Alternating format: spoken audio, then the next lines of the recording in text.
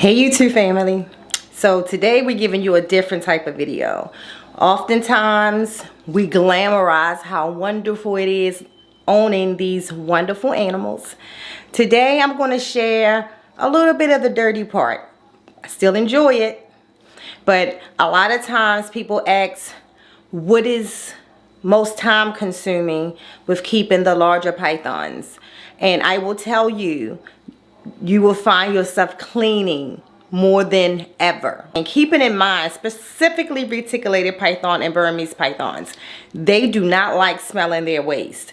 So your animals tell you a lot when, if you're like me and you watch through cameras, they'll tell you a lot about what's going on in their enclosure. So specifically, like tonight, I was upstairs watching on the camera, and this particular snake I noticed was in the front of her cage, just like she is now.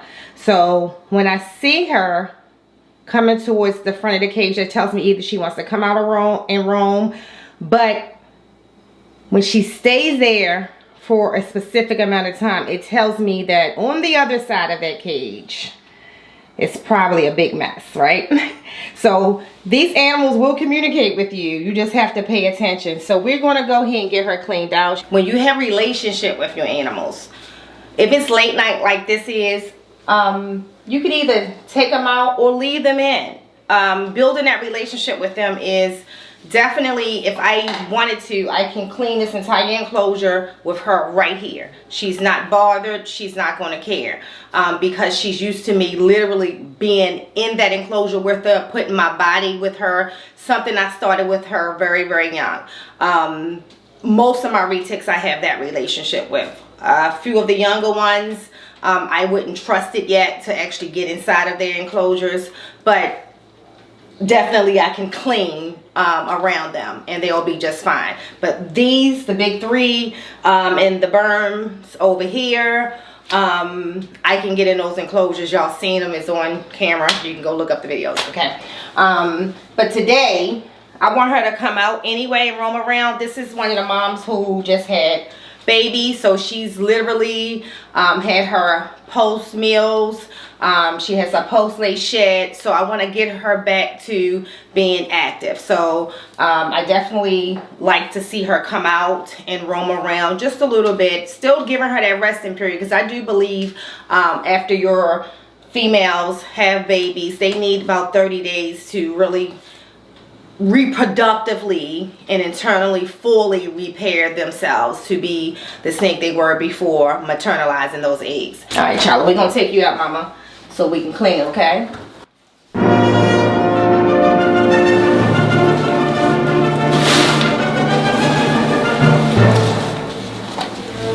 Get down here. Don't mess with him now.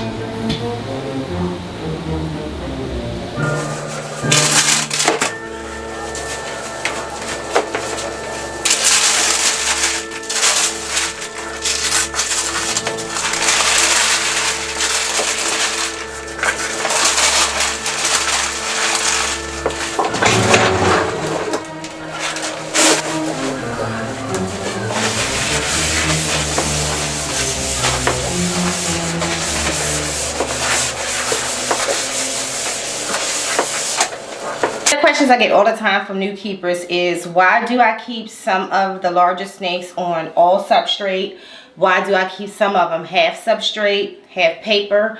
And it's very simple. So from the beginning, I pay attention to what the animals prefer, and you will see that in your animal over time. It's not something that you're going to notice in the first 60 days of keeping, maybe not in the first year, or maybe not even the first 2 years.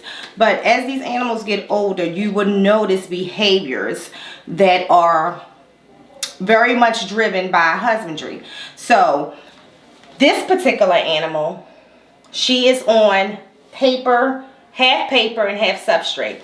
Reason for that is I noticed early on that if you give her paper, she will always defecate and urinate on that side of the enclosure. Makes it easier for me. It's a preference for her that she can come on her substrate side and dwell there until I come and get the feces and the urine up, right?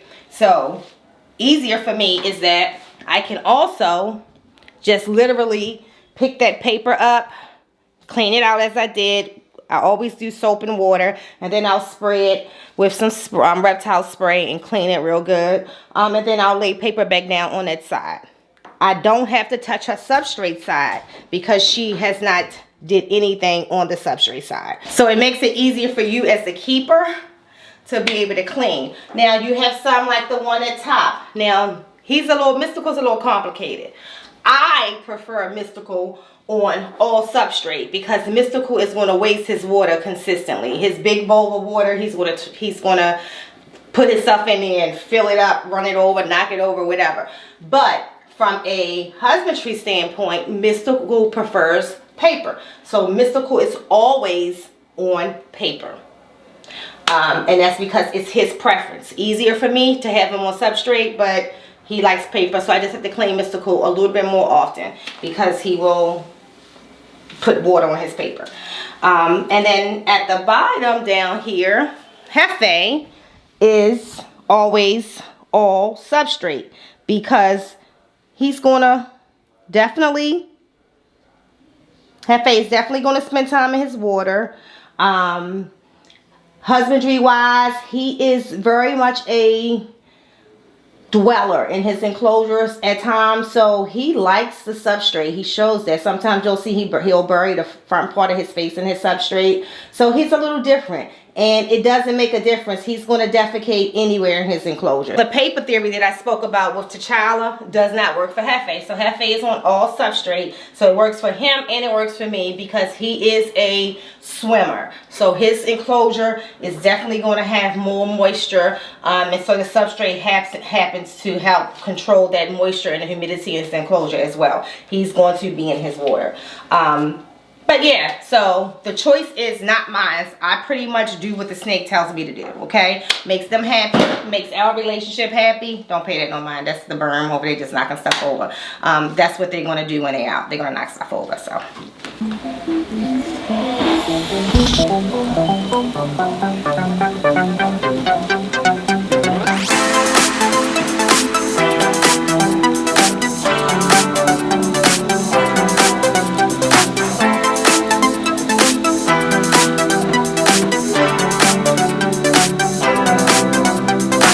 Y'all, so we got her all cleaned out, but no sooner than I got her cleaned, the one below her pooped, so I'm about to clean him out too. But that's the video for today. Until next time, peace.